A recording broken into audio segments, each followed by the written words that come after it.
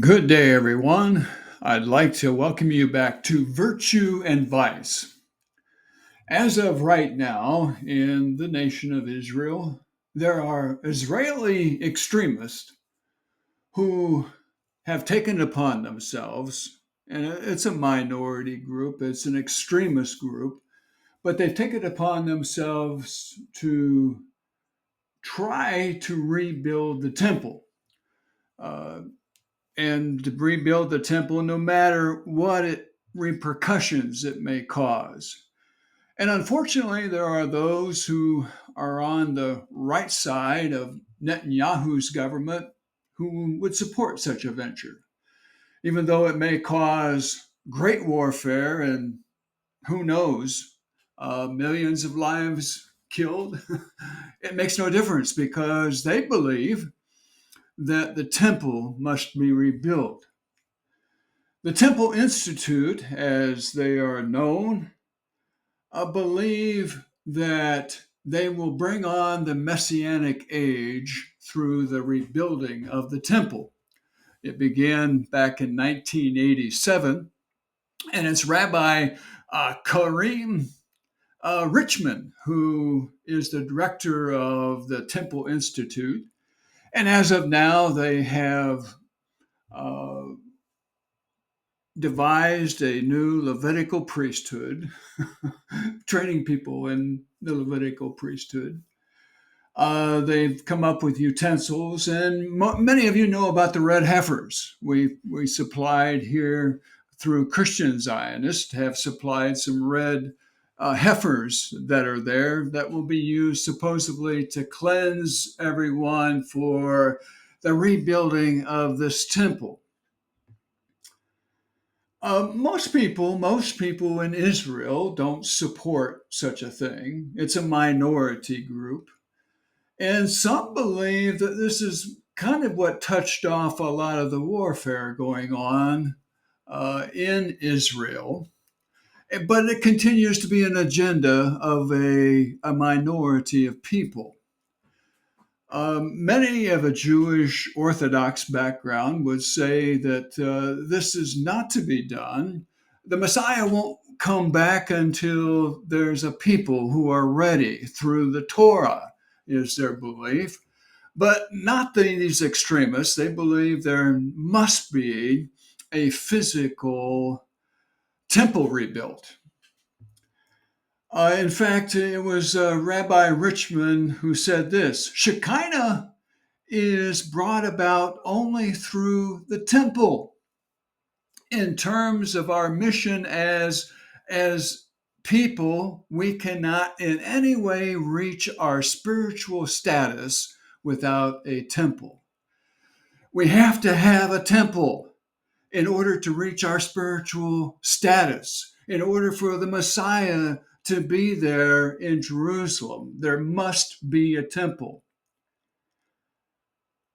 This thinking, I don't know where it comes from. I know that a dispensational theology kind of agrees with that to some extent because what we find in places in Scripture is the description of a temple in a renewed people of Israel. But the Shekinah glory. Now, God left the temple on a couple of different occasions when it was destroyed in 586 BC, and also we know it happened again in 70 AD under Titus. The Shekinah glory left. But I'd like to say very clearly, you can't have a temple without a very, very important part of it. The most important part of the temple. That's the cornerstone. The cornerstone. Christian Zionist, have you forgotten about the cornerstone. Some, including the Jewish Voice, say that we're excited. We are excited about what they're doing. How can you get excited when the cornerstone is going to be rejected again? The stone which the builders rejected is the cornerstone. It's the very measurement for all the temple. Everything is contingent upon the cornerstone. I'd like to say that hasn't changed.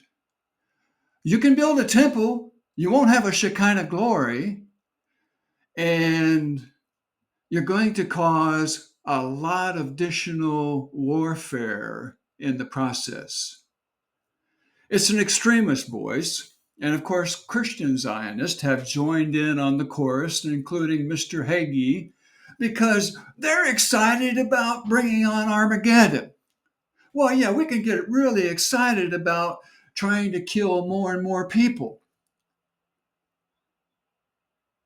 Um, 6 times we find this phrase, the stone which the builders rejected has become the cornerstone.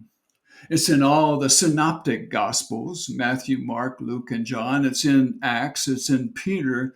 This cornerstone that was rejected by the Jewish nation when Jesus came in on the triumphal entry, particularly Psalm 118. That's where it's mentioned prophetically in the Old Testament.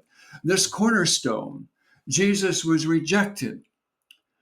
And the only way back to a genuine living temple, joining in with the Messiah, is through the gospel of Jesus Christ.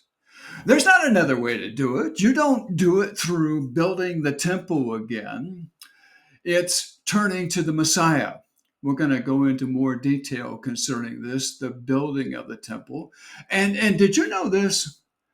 That there was an attempt to rebuild the temple under a certain Roman emperor. And it ended in chaos. It ended in great devastation. It could happen again. It would be a warning to us today. We're going to look at that in more detail, but I wanted to introduce it today. We'll go to part 2 as we consider rebuilding of this temple, and then we'll have another one on sacrifices. How these insane ideas are condoned by Christian Zionists who should know better if they know their scriptures, if you know the Bible at all. And then I come back to the first question. How on earth are you going to build a temple, a legitimate temple, without the cornerstone? It can't be done.